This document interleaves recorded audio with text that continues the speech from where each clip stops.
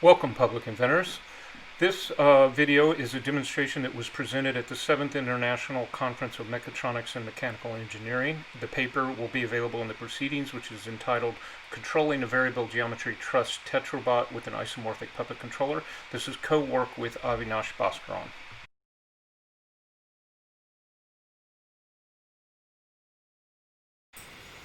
What you see here is the robot reaching maximum expansion, where the linear actuators are moving to their largest possible position. Now I'm using a mathematical function called Flatten, which was published in the Journal of the American Society of Mechanical Engineering. Now it's moving back to minimum member length for all members. That's the normal tetrahelix condition. Now it's going to show the Inchworm Gate, which would have been very difficult to develop mathematically, but we used the puppet controller, which is the black plastic object in front of the robot, which is moving. And Avinash and I worked very hard and developed this gate, which allows the tentacle to crawl or move in what we call an Inchworm Gate. This is typical of hexapod gates, but it would have been very hard to develop without using the controller.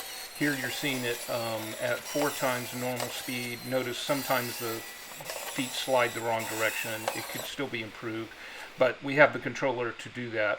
Here we're showing that we developed a counterclockwise turn using the controller.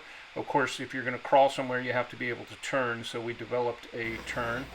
Now I'm going to take the controller in my hands and manipulate it, and the larger robot is essentially tethered to the motion of the hand controller. So the idea is the larger robot might eventually be an earth-moving machine made out of hydraulic actuators the size of a bulldozer or a backhoe.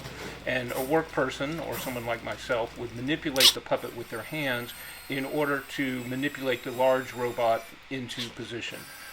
Because Tetrobots are difficult to control, this would allow a skilled operator to control it.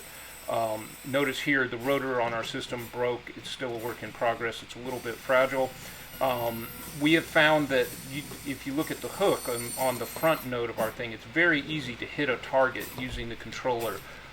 So it's using the controller, it's actually quite easy to control the robot. Locomotion or crawling is a little harder, but we used it to develop gates, which of course can be repeated separately. So this is a combination of a robot and an isomorphic controller, which could be called a puppet or a simulacrum or a Waldo.